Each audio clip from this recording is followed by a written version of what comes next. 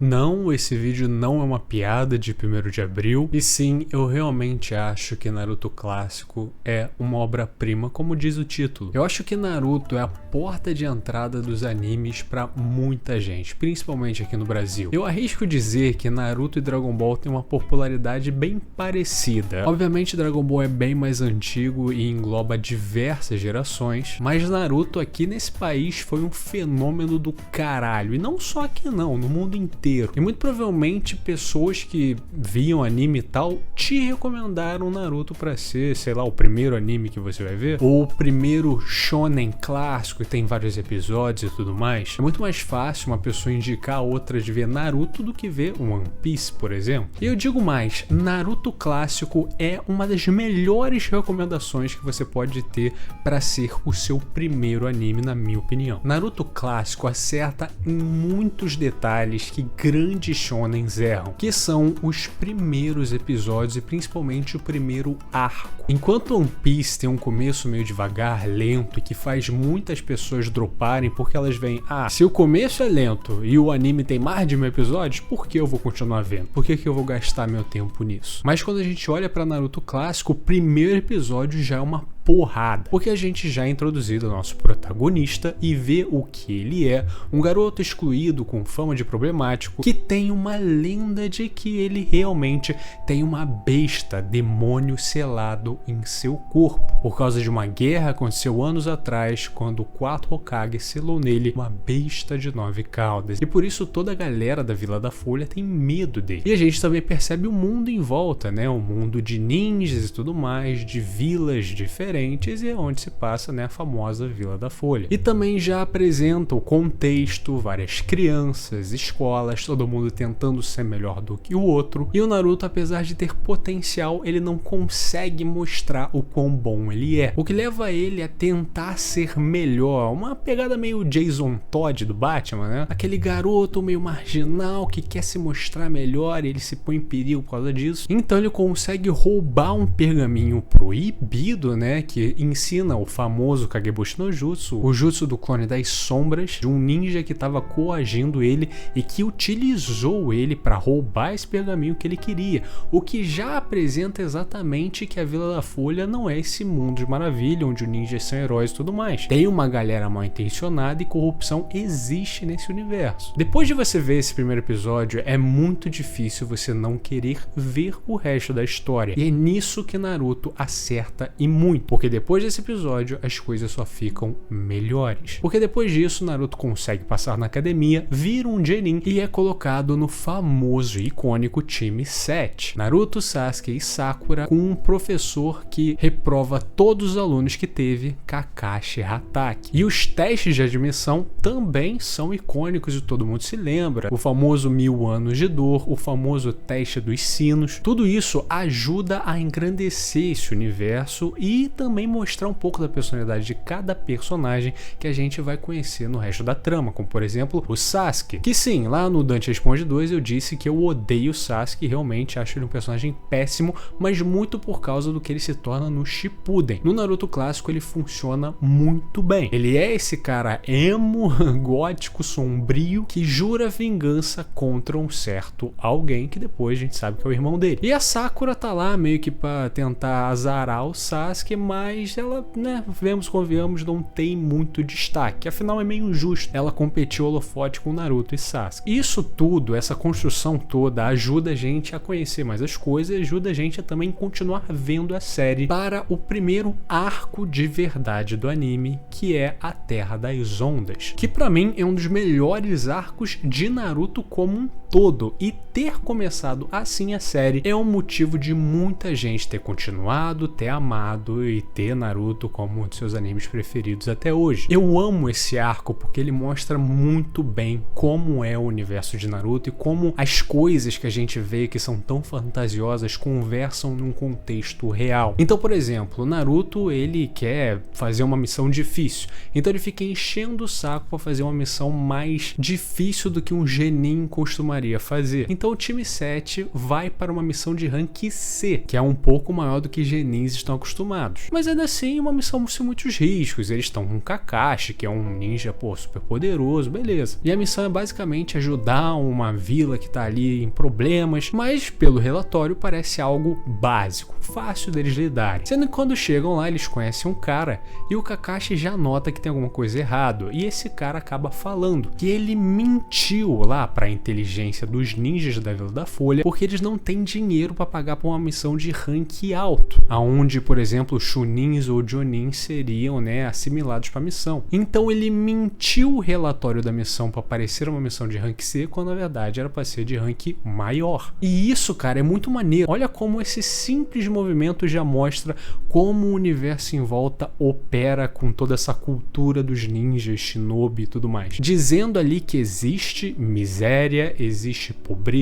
e nem todo mundo consegue pagar pelos serviços de ninjas. Então os ninjas não são heróis que saem por aí fazendo o bem sem ver a quem. Eles são pagos, eles blá blá blá blá blá. É uma profissão como outra qualquer. Mas para coroar de verdade esse arco, a gente é introduzido para o que pra mim é um dos melhores vilões de Naruto, Zabuza Momoshi. Ele é uma ameaça real, que até mesmo é ruim de pegar até pro Kakashi, e a luta deles dois inicialmente, do Kakashi mostrando porque ele é o ninja copiador e mostrando pra gente o Sharingan, e é com o Zabuza e com o Haku que a gente tem muita coisa muito legal. Zabuza não é um vilão que você esperaria ser o primeiro de um shonen clássico. Geralmente os primeiros vilões de um anime como esse são aqueles tipo, eu sou mal, quero dinheiro, vai se fuder. Mas o Zabuza não, o Zabuza é complexo, ele é um cara quebrado. E a interação que ele tem com o Haku, que também a percepção que ele tem sobre o mundo e a relação dele com os Zabuza é bizarramente interessante. Além de que o Haku também introduz pra gente um conceito muito foda do Kekkei Genkai, que é como se fosse um especialista de Nen, um nível a mais do jutsu ali, que é basicamente uma coisa específica. E a forma como ele usa isso em batalha, e a forma depois como ele se sacrifica pelos Zabuza,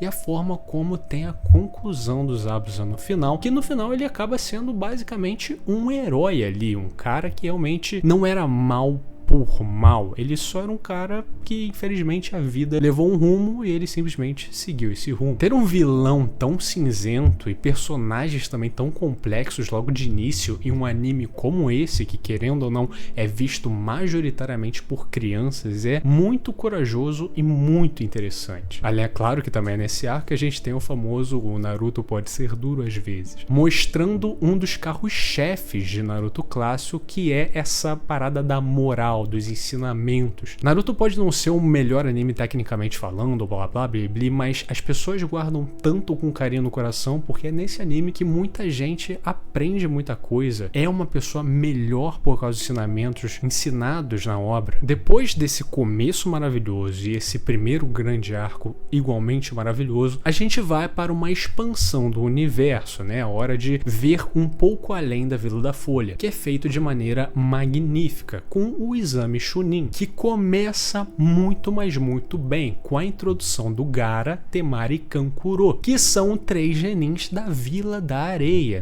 estrangeiros que vieram para a Vila da Folha competir nesse Exame Chunin. Naruto e a galera são genins e agora querem fazer o Exame Chunin, para aumentar o nível. E eu lembro que quando o Gaara foi introduzido, foi assustador, assim, é um personagem muito cativante e que deixa a gente curioso, tipo, caralho, esse é um genin, esse é um cara do nível do Naruto, Sasuke e tal, da Vila da Areia, que caralho, que pica. Dá uma impressão de que o Naruto, por mais que ele seja uma criança predestinada e seja protagonista dessa história, existe um mundo além, com pessoas tão geniais quanto da mesma idade que eles. Não fica com aquela impressão de que, você é o escolhido e estamos vendo a história do escolhido, sabe? Todas as fases do Exame Chunin são uma mais icônicas do que a outra, como a primeira fase, a fase da prova, aonde os pequenos genins utilizam das formas mais criativas para colar um do outro. E eles são inteligentes o suficiente para fazerem essas técnicas, mas não inteligentes o suficiente para resolver uma questão de matemática. Eu sei que o intuito do teste é fazer eles colarem, me deixa em paz. Depois a segunda fase é uma fase de sobrevivência numa floresta. E é nessa fase que as coisas começam a tomar o rumo da história, onde a gente é apresentado para os ninjas da aldeia do Som, que é uma aldeia nova e meio misteriosa. E é nessa fase que a aldeia do Som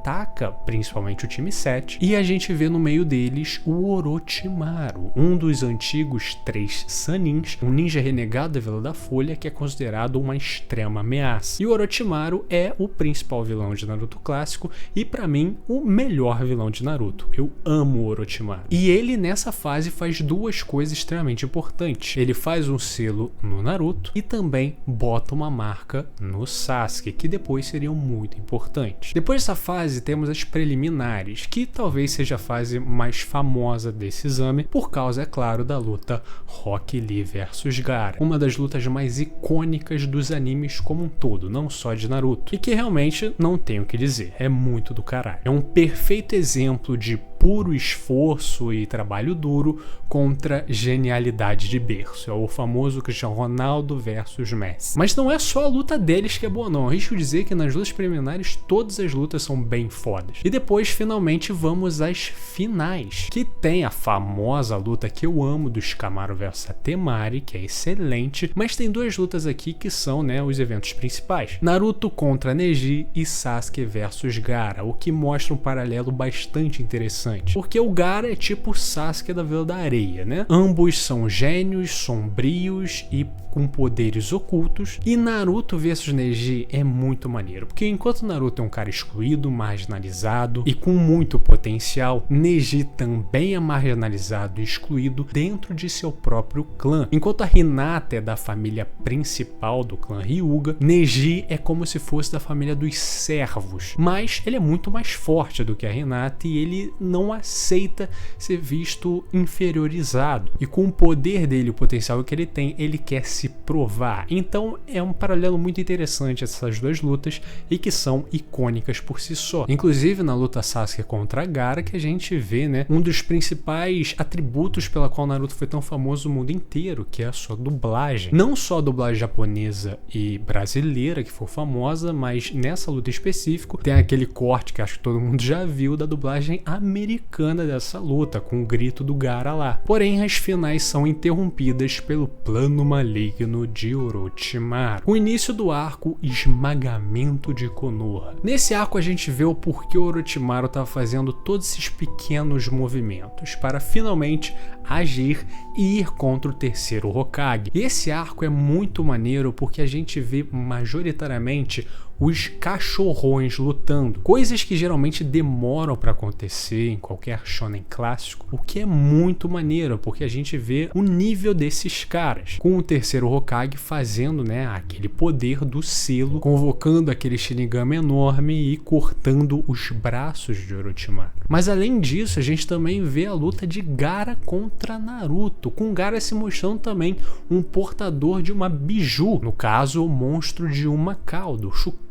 E a gente vê o combate desses dois moleques com monstros dentro deles e a superação de cada um, e que também é uma luta bem icônica e bem importante pro desenvolvimento dos dois, principalmente do Gaara. Porém, no fim das contas, o terceiro Hokage acaba morrendo e começa uma busca por um novo Hokage, na qual nós vamos para o arco da procura por Tsunade. Depois da morte do terceiro Hokage, o Jiraiya é convocado para ser o novo Hokage, sendo que ele recusa e fala que ele vai procurar a Tsunade, já que ela também é uma Sannin igual ele e Orochimaru. E com isso ele também pede para ir com o Naruto, porque ele tinha encontrado com ele antes, visto potencial no moleque e sabe que ele é um moleque na qual a raposa de 9 caudas foi selada. Então eles saem numa aventura de meio treinamento e meio procura pela Tsunade. Mas enquanto eles estão nessa, a gente vê talvez uma das cenas mais alucinantes, que é a chegada de Itachi e Kisame na Vila da Folha, aonde, enfrentando Kurenai, Kakashi, vários Jonins poderosos, Itachi simplesmente bota eles num Genjutsu eterno e eles simplesmente vão caçar o que fazer, meio que botando todos esses personagens poderosíssimos que a gente via, caralho, são fodas, no chinelo, mostrando também que eles são, né, Akatsuki, um grupo de ninjas renegados, criminosos que se juntaram por um objetivo misterioso. E nisso Itachi se encontra com Naruto, na época a gente não sabe porquê, mas depois fica sabendo que Akatsuki queria, né,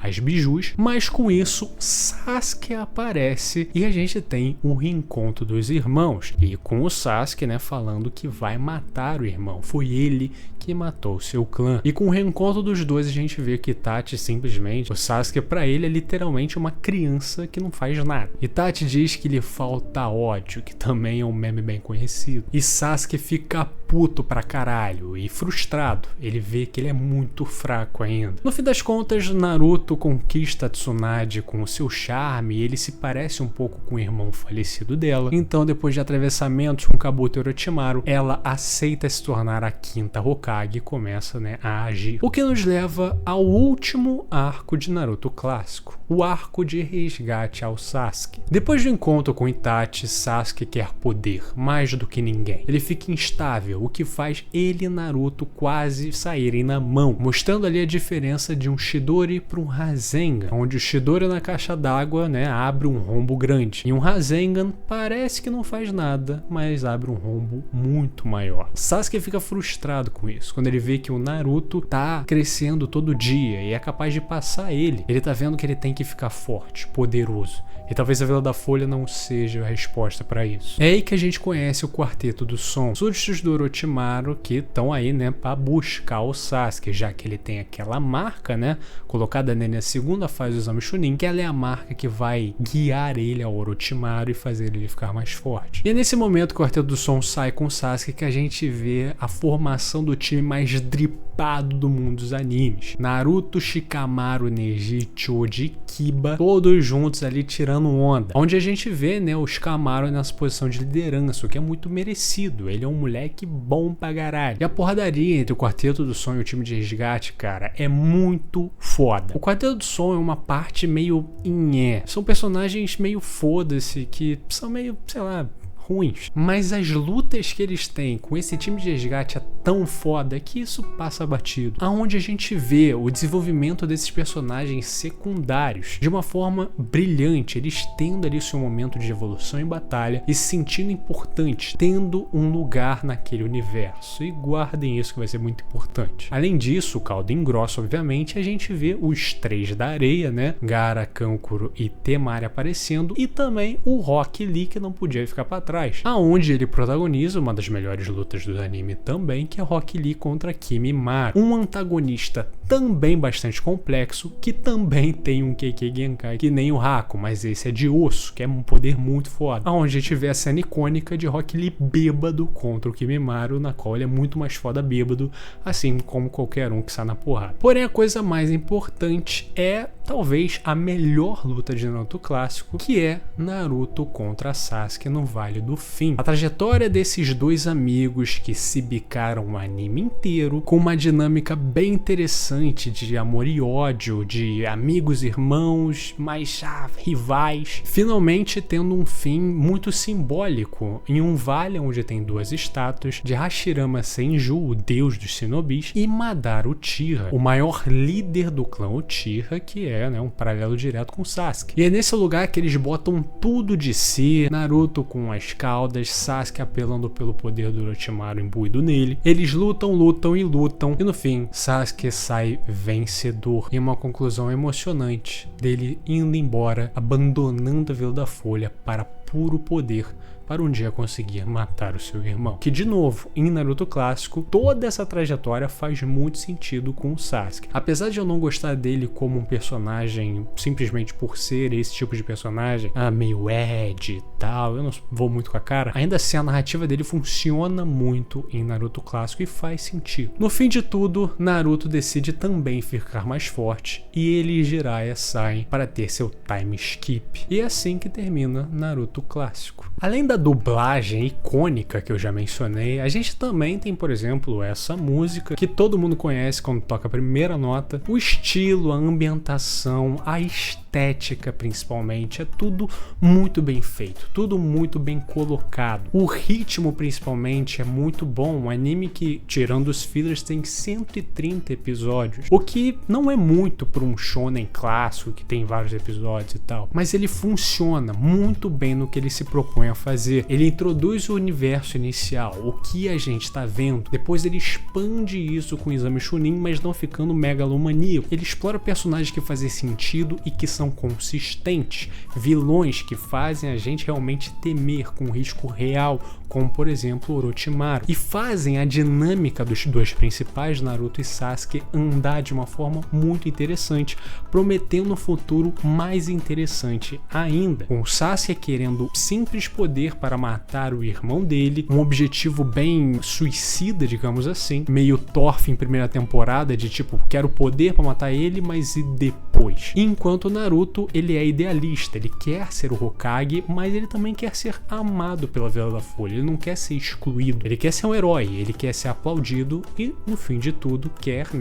ser o Hokage. Mas como ele pode salvar a Vila da Folha e tudo mais, se ele não pode salvar o seu amigo, o rival? Toda essa trama é bizarramente bem feita, com uma utilização inteligente do universo e valorização dos personagens secundários que importam. Por exemplo, o Neji, cara, ele é um personagem tão foda, tão interessante. Rock Lee, a mesma coisa. Até mesmo personagens mais secundários ainda, como o Kiba, o Shoji, tem sua hora de brilhar, para depois a gente ir para Naruto Shippuden e tudo isso se jogado no ralo. E sim, algum dia eu vou fazer um vídeo só para Naruto Shippuden e explicar porque, na minha opinião, ele quase estragou com o legado de Naruto clássico e o porquê de Naruto Shippuden me fazer odiar o Sasuke. Mas esse vídeo é para falar de coisa boa. E Naruto clássico com certeza é, assim, um anime quase perfeito. Tem uma coisa ali ou aqui que poderia ser mudada, mas sinceramente, vendo o todo, ele é um anime para ser muito aplaudido. E eu fico louco de pensar que tem gente que prefere o Shippuden do que essa obra de arte. Para mim, não entra na minha cabeça. Mas enfim, um anime que precisava ser homenageado nesse canal. Se você chegou até aqui, meu muito obrigado. Se você gostou desse vídeo, deixe seu like, comente, compartilhe, se inscreva no canal, me ajuda demais. Um agradecimento especial para Victor Moser, Everton Silva, Otávio Caetano, Kingo, Panchi, Guilherme Paiva, Wellison Rodrigues, Arthur Zambolini, Micael Batista, Tauá, Francisco Júnior e Gustavo Alves, os membros aqui do canal, muito obrigado, vocês são fodas demais. E se você quiser ser que nesses paladinos do inferno de Dante, considere ser um membro também. Sinceramente, é uma coquinha, cervejinha que você deixa de beber no mês, então se você tiver aí sobrando na carteira, por favor, considere. Tchau, tchau.